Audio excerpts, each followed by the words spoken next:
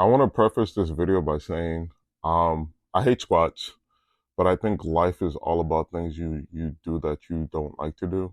Oh no, I think I phrased that weirdly. I think life's all about things that you don't want to do, but you do them anyway. A perfect example is there's some days I don't want to go to work. Like I want to stay home, lay down, and just watch things all day. But I feel like squats is like anything in life.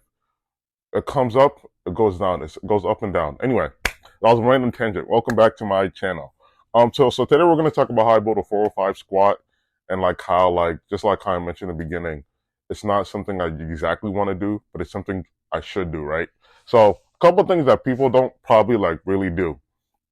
Control your ascent, make sure your feet are planted, bracing through your core, high and knee drive. And once you clean up those small little things, that's what people think. And also like going to parallel. I'm also going to touch on that in this video. But this is what I like. So for me, the way my torso is built, I've always had naturally strong legs. So me hitting 315 was never an issue.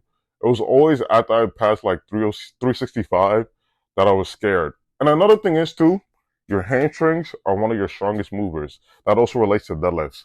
So if you want a big deadlift and a good squat, make sure you're doing your RDLs for your posterior chain.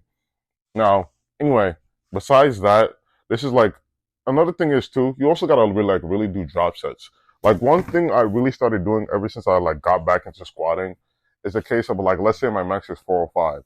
I do a drop set of like 315 to 335 just to have like a good range or a good general idea of like how I want to like control the weight in a sense. Cause I don't know, I just had a brain fart. Please disregard that. But anyway, what's it called? So yeah, well, as I was saying, like you want to be able to do a drop set so you like your body gets used to having a load under a certain amount of tension, right? I also like you also need to be able to do accessories besides the barbell squat because there was times in my lifting career where I didn't squat for like I want to say like months on end.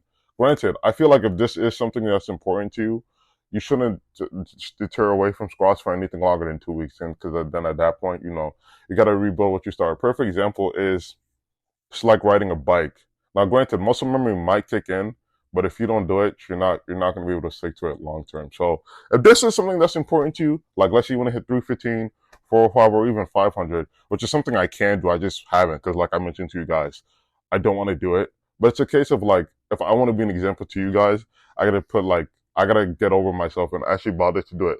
So anyway, the next thing I'm going to talk about, this video is all over the place, but I don't like to like script my videos. I want to be as authentic as possible when I'm talking to you guys. But so besides like you know how I mentioned RDLs in the beginning for your posterior chain. Besides RDLs, another thing that I also don't like to do is Bulgarians. But Bulgarians really build your quads and glutes. Your glutes are one of your biggest muscles. So if you're not utilizing them, what are we really doing in a sense? So if that's another thing that's important to you, I'm going to strongly suggest if you can do Bulgarians on a Smith, body weight, dumbbells, it doesn't matter. Try. My biggest thing is another thing, random tangent.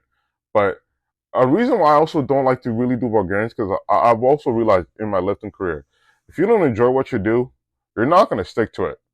If a perfect example is I don't enjoy Arnold press. I think it's a worse shoulder press. I know this video is about legs, but stay with me now. If you don't enjoy something, you're not going to stick to it. Now, granted, I do strongly suggest you do things that are going to benefit you in the long term. But if it's something that you just know for yourself, like in your heart of hearts, you're not going to stick to, don't force yourself to do it. Because at that point, it defeats the purpose. Because, like, there's no reason for you to do something knowing you're not going to put your best foot forward. Perfect example is I like incline dumbbell press. I do an incline dumbbell press over a flat any day of the week.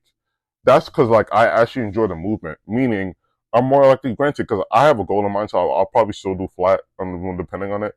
But I'm more likely to put 110% in my incline dumbbell press compared to my flat, where I might go like 90 to 80%. So the important thing is, if you don't like Bulgarian split squats, do leg press. If you don't like the leg press, do leg extensions. You don't like the leg extension, do goblet squats. If you don't like the goblet squats, do walking lunges. There's a bunch of other variations of a move just so like you can figure what works best for you. You don't always have to necessarily like just stick to one thing. and try to stick to it. Or even step ups. Like step ups is another thing that I like. So me, I should probably make a video on rehabilitation for your knee, because that's one thing I messed up my knee doing the Smith. I know, crazy. Smith has a certain bar path, but that's probably why I messed up my knee. Anyway, that's for another video, right? So you need to figure out something that you can stick to. So that's my tangent. But if you did want to do like this thing that you know like for certain would work, those are the things I would suggest. Now when it comes to like recovery, your food, your protein, all of that, this is what I would suggest. 1 gram of protein. I know there's people that like to do 0.7 grams. Personally, for me, I suggest you do what works best for you. But me personally, like, since I care about my strength and how I look, I do a gram. Meaning if you're 200 pounds, you're going to shoot for 200 grams. Creatine daily, ideally. I know some people don't like to do creatine. They like to avoid it. That's fine. Like, at the end of the day, I've realized you got to do what works best for you. You got to also make sure you're what's it called? You're using your flexibility, you're stretching, and you're doing mobility work. I don't know why I couldn't say that. That was like a tongue twister for no reason. But anyway, if you want to like a quick general workout for like your legs, you can do squats, you can do leg press, you can do RDLs, you can do Bulgarians, you can do leg curl, you can do hamstring curls, you can do some core, hip thrusts, you can do some core work like decline sit-ups and leg extensions, no, leg raises. So anyway, I hope this generally helps someone to how to do it.